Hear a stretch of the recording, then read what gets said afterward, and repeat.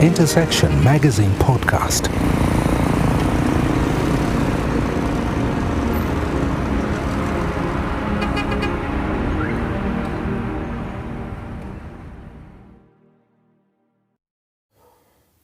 Welcome to Intersection Magazine Podcast.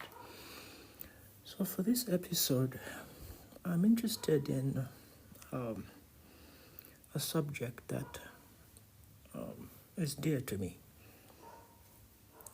Religion. And at some point I think I'm also going to have a discussion about politics. But with politics, I guess the approach would be slightly different. When I had some conversations with my dad before, his definition of politics was rather broad. And for him, he viewed politics really as a distribution of resources. And if you think about it, that distribution of resources takes place in daily life. So governance is not really at the heart of politics, but really distributing resources. But I guess that's going to be a subject for another day. Now, the reason why I'm interested in the subject of religion is because I hear so many stories about investors or people that have business interests that go to other places, say Japan or Asia or America, and before they go to these places, they have consultations with maybe residents or historians or experts and who live in these regions, and they really want to know how the people think. You know, you don't want to engage with the Japanese without having some understanding of what it is like to live in Japan, the culture of the Japanese, the customs of the nature of leadership, what it is to be a man in Japan, what it is to be a woman, what it means to establish a business, how the Japanese think about their history and how they run their families, how they run their corporations, what they think about doing business to the West, all sorts of other interests. But we get very few conversations about some of the larger constituents who make up the religious world. And for that we'll be talking about maybe the Christians, the Muslims, the Buddhists, the Hindus, as well as to another extent the atheists. So very few people will give you information or insights as to how to do business with people of religious faith. And I think you need to have a bit of this knowledge if you're going to capture the interests of some of these specific religions. So I am presenting the ideas of the faith to which I subscribe, or which I have attempted to subscribe for the better part of my life. This podcast will be split into quite a number of sections, which I'll explain later, or expand on later. But I was thinking of having a section on the role of religion in the teaching of morals, bad governance and the rise of cult movements, the pastor as a life coach and mentor, the church as an alternative family in a collapsed society, incurably religious nature of the typical African, the church and its position on giving, sects, cults, and culture, crises and sexuality, historical errors, monotheism, Islam, Christianity, Hinduism, and Buddhism. So it's about probably maybe 10 or 12 sections. So I hope you guys find some benefit in this material. Once again, thank you for listening.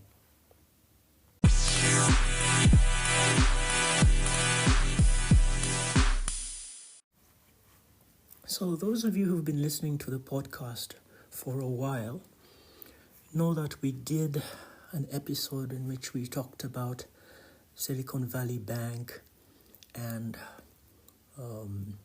we also did an episode where we talked about FTX, an exchange started by a young man called Sam Bankman-Fried. Now, if you look at Sam Bankman-Fried, the thing that made him so attractive was he seemed to represent a new breed of leaders, not very showy or attractive in the sense of fast cars and living the openly wealthy and luxurious life, but something different. And even those who interviewed him talked about how he was planning to give away all his wealth at some point in time, wealth that he had accumulated in investments and in his work with cryptocurrencies. And this is probably, you could say the same of some of the new breed of leaders that's coming up, probably under the age of 40. This is most probably prominent in the business world. I believe we are yet to get the full story, and I might revisit the FTX story at a later stage, because what is happening right now is a lot of the people that opposed him and his company and his activities have ended up investing and taking advantage of the opportunities that he saw, as well as some of the infrastructure that he put in place. And this is the same story with the founder of Binance, who happens to be a Chinese man, who was incidentally kicked out or asked to leave some of the operations or some of the projects or some of the activities that he was trying to bring or put into place in the American system. Now, for some of the hype and some of the activities in the crypto space, as well as in technology in general, what really has come to the surface for those who subscribe to the faith or some kind of code is the idea that there has been or there is a moral gap in our leadership. And this cuts across all sectors, whether it's political or whether it's business, as well as religious, naturally. So the question is, what role can religion play in filling those gaps that exist in the morals of, I guess, society? Or how can your religion, is it Islam, is it Christianity, is it Buddhism? Are you an atheist? Whatever religion you subscribe to, can it help in bridging or in filling the gap, the moral gap that we have in leadership? And to a great extent, let me speak at least for some of what I understand in Christianity, that there seems to be a system in place that allows for at least some kind of tracking or some kind of accountability for those who are in leadership, at least for those who are in leadership in Christian circles, or what the Christians call the church. And when Christians speak about the church, they have what they refer to as the body of Christ, which actually goes beyond a physical building. It represents those who subscribe or who are believers in the sonship of Christ, who believe in his death and resurrection, and a set of beliefs including the virgin birth and what is called, I guess, the canon. You will find references to what is required for those in leadership in the church. A man who desires to be a leader in the church has specific sets of requirements which he should meet. Some of these are described in the New Testament.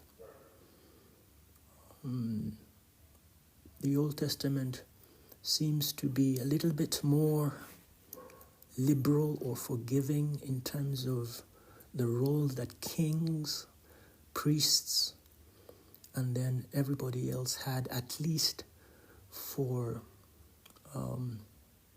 the people who in the Christian faith are referred to as the people of God.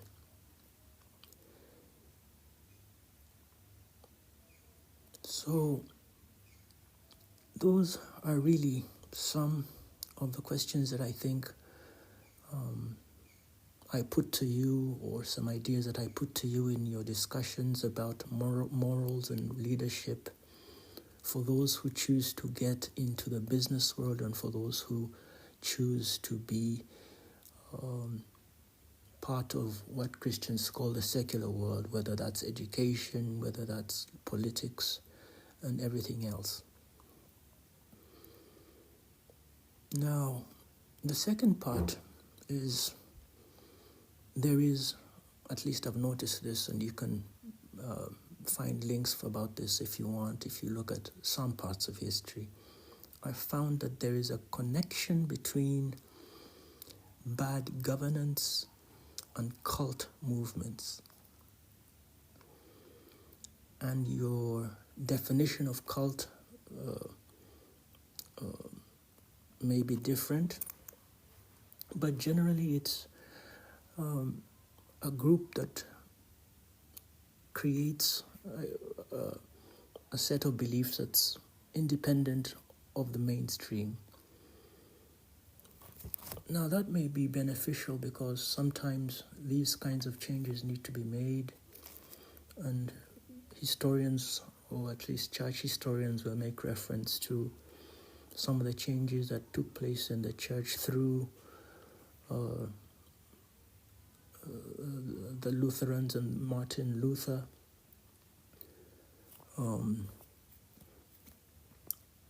When he brought about the Reformation of the Church. So there are benefits to these kinds of movements if the rejection of the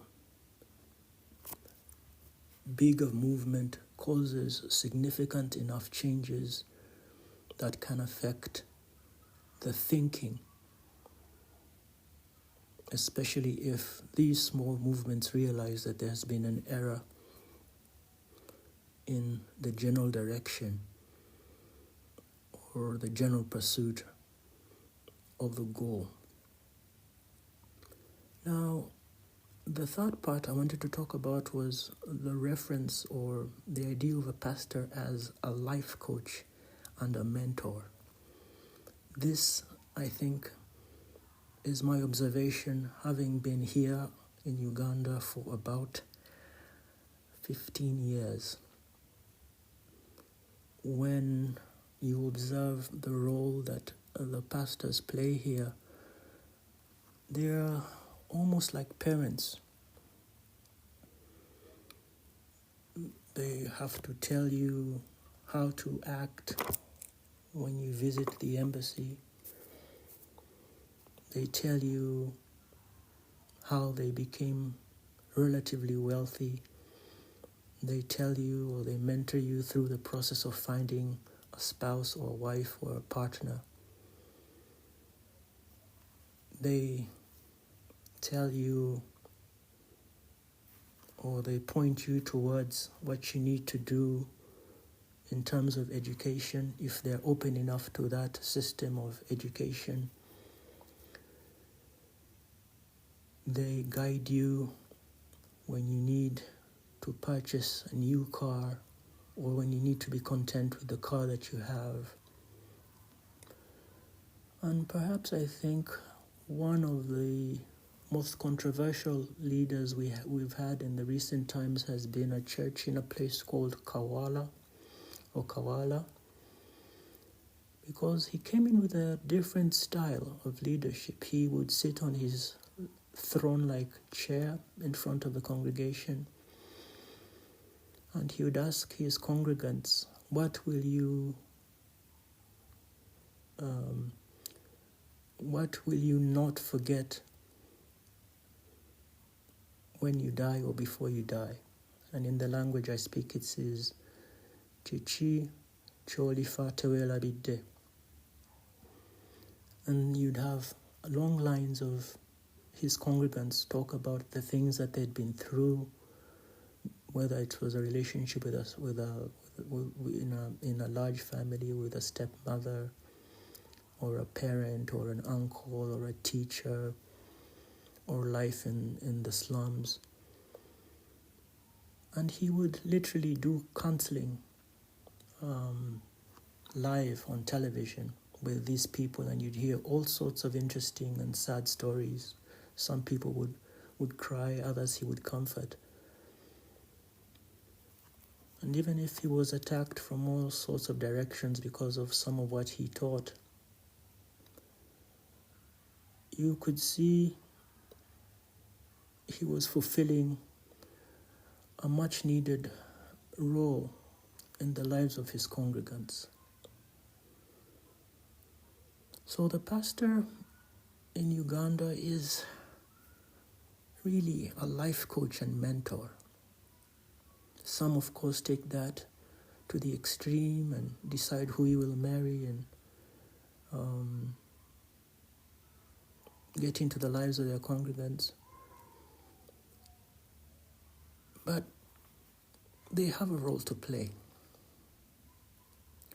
Now, the extension of that is the church is also an alternative family in a collapsed society. And what this means is, if you're having trouble with the people you believe to be your family, then there is a possibility that you will find a new family when you engage with your congregation or the people who you subscribe to as your family or your congregation or your church or your fellowship. And some of these relationships, especially the genuine ones, end up being very useful in your later life, because sometimes that is where some people find their partners. Now, the third part is a quote I had about Africans, and the quote said, I don't remember who it was, he said that Africans are incurably religious. And I've had something similar to that expressed on social media in the recent days, and it's the idea that we can do a religion, or we can do religion better than any other culture on earth, even if that religion is imposed on us by others, which is usually the case when someone wins a war. They impose their religion on those that are vanquished. Now, the other dilemma we face is when we speak about the cradle of civilization. What that means is, when you find the cradle of civilization, you will find where everything began. So that's all sorts of things. That's religion, that's culture, that's industry, that's ways of thinking, from philosophy to you name it. When you find the cradle of civilization, you found the source of everything. You found Eden. What's troubling, for those of you who are looking for Eden, at least in the Bible, is when you find this physical location, you will also have found a place with a lot of wealth. And those of you who've watched, I think it was the Raiders of the Lost Ark, the series that was done probably in the 80s, early 90s. What that group was looking for was, they were looking for the Ark of the Covenant as a source of power. The Ark of the Covenant is spoken of in the Old Testament as the actual presence of God. So there are quite a number of dynamics at play when you think about the religious, or the incurably religious nature of the African man.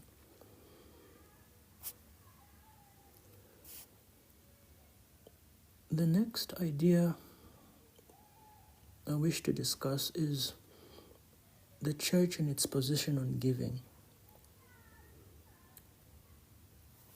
The belief is taken from teachings that are familiar with those who subscribe to the Jewish faith,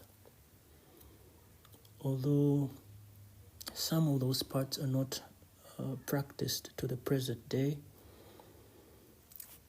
But it's the belief that 1/10 of everything you earn must be given to God and to those who are in service of Him. There is also a belief in what is called the first fruits, that any endeavor you take, when you harvest, or when you are able to find fruit from that endeavor, the first part of what you profit or what you harvest belongs to God. Then there's just a culture that's encouraged to give to the poor. So those are positions that people who subscribe to predominantly Pentecostal faith, probably some parts of the Anglican Church, believe in.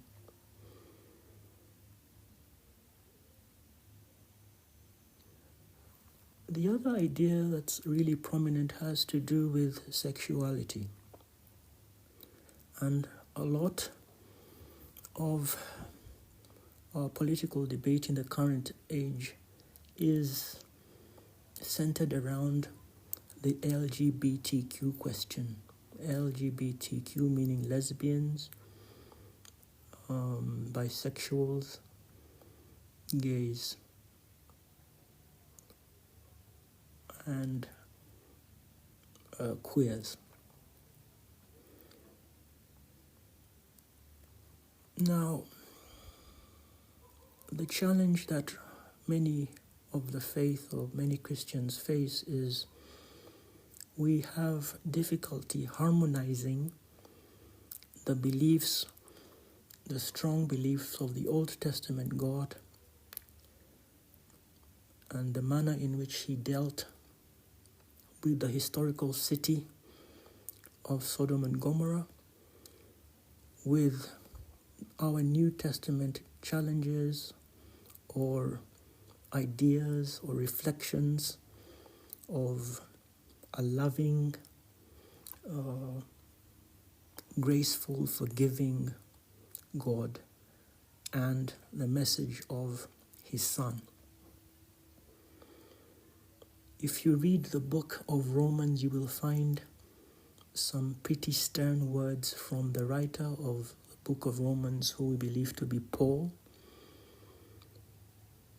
And what he basically says is, at some point when men began to worship what was created and not the Creator, then God turned them over to their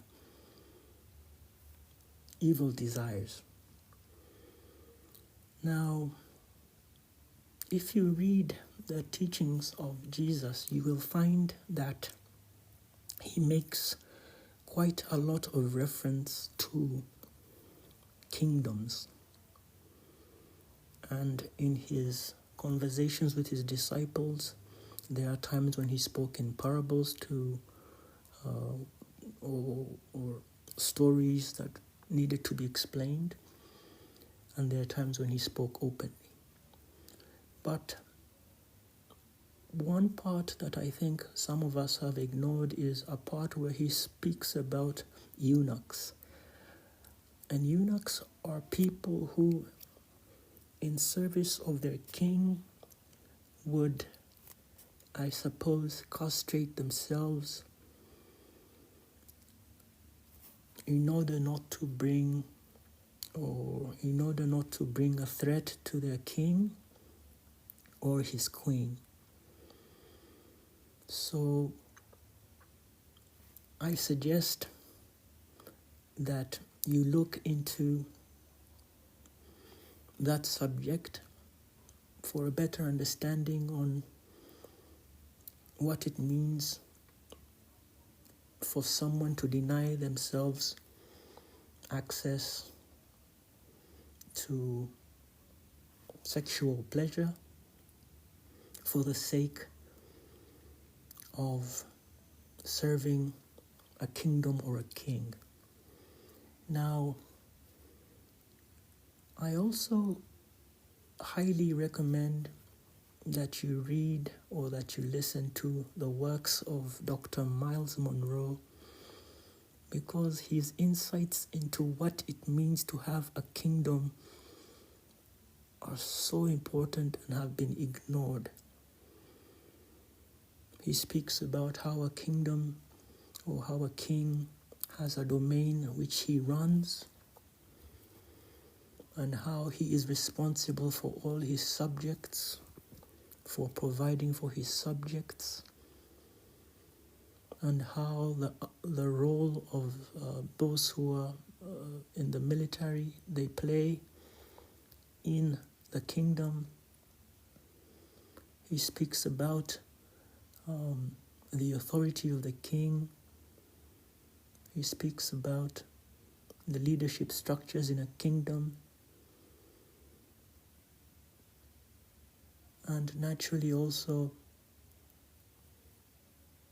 there are some useful conversations you could have about princes and princesses in this kingdom. Now, if you notice, he makes some very interesting references when he is talking about the last days. He rarely speaks in terms of presidents. He speaks about kings and kingdoms. He makes reference to Queen Sheba. He makes reference to Solomon. And for those who study the Old Testament, you read about a gathering of kings in a valley of decision with a battle that is referred to as Armageddon.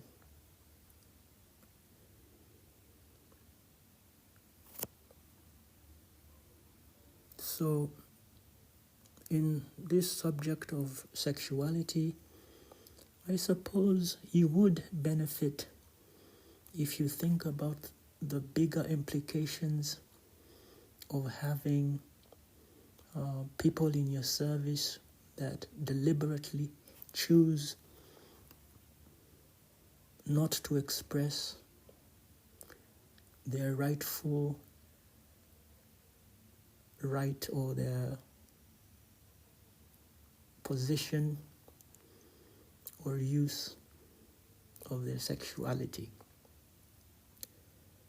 Now, one of the things that we have also ignored is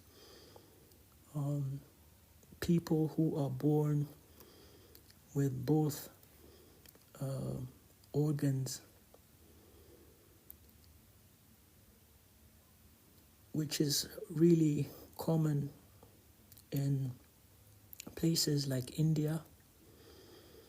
And I suppose if you read or look into the subject of creation, some have argued that Adam was fully male and fully female at the same time.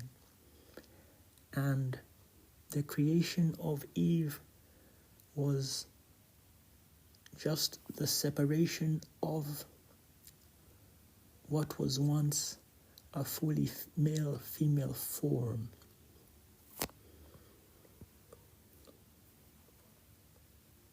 But for those who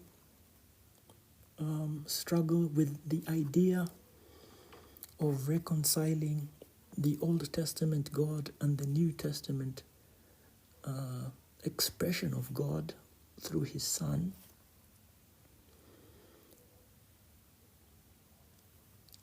I also suggest that you think of yourselves as judges who have to interpret the written law and keep a strict adherence to the written law, as well as understand your current challenges in a practical space. So the best judges are really those who are able to get or to fulfill the restrictions of the written law and pass judgment that reflects their times, their challenges, the thoughts of their peers, and that get all the evidence that's gathered from the witnesses and from all those who present their arguments before those judges. Now, the next part is really about historical errors, and for that, we're making reference to the Crusades, the Spanish Inquisition, some aspects of colonialism, which really taint the image in which many view religious movements or the church. So you need to have at least a sense of awareness when you approach people with your faith, or if you're on the other side of the faith and you wish to do business with people in the faith, especially if they are attached to certain religions, you need to be aware of these historical errors. The last part is really a split between the religions who believe or who subscribe to one God versus those who subscribe to many gods. This is important because it helps you have a better sense of how to frame your message, as well as how to approach those who you wish to do business with. In Uganda, we often have stories about Singapore and the successes that Singapore made with the leadership of a man called Lee Kuan Yew. But I heard a recording in which he spoke quite strongly about Christianity.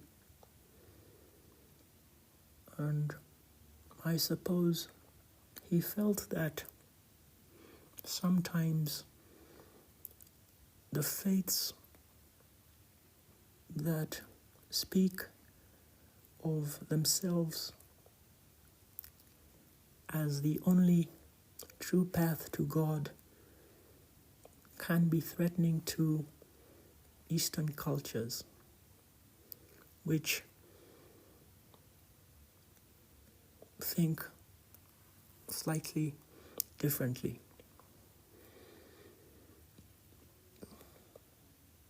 Now, when you are doing business with Christians, you will be tempted to make references to what you believe, maybe cover up some of what you subscribe to. But if you find those who are tapped into their faith, they will see right through you. So I suggest you will open about what you subscribe to,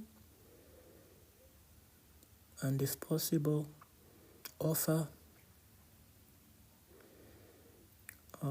a good product that suits the needs of those who you are trying to do business with. Now, for one of our episodes, I spoke about an idea that was being developed in the Islamic world called Islamic banking. And it's more prominent in some of the Middle Eastern countries, where they want to create a banking system that allows people who subscribe to the Islamic faith to get loans at no interest, because it is forbidden for them, in their belief, to charge interest to those who subscribe to the same faith. That is an example of a belief within a religion that can be useful to know when you're doing business with a person who subscribes to a particular faith.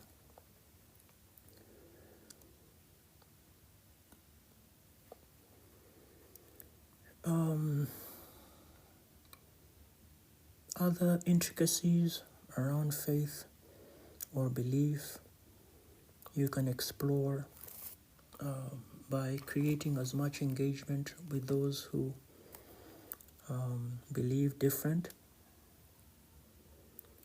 without necessarily being too confrontational.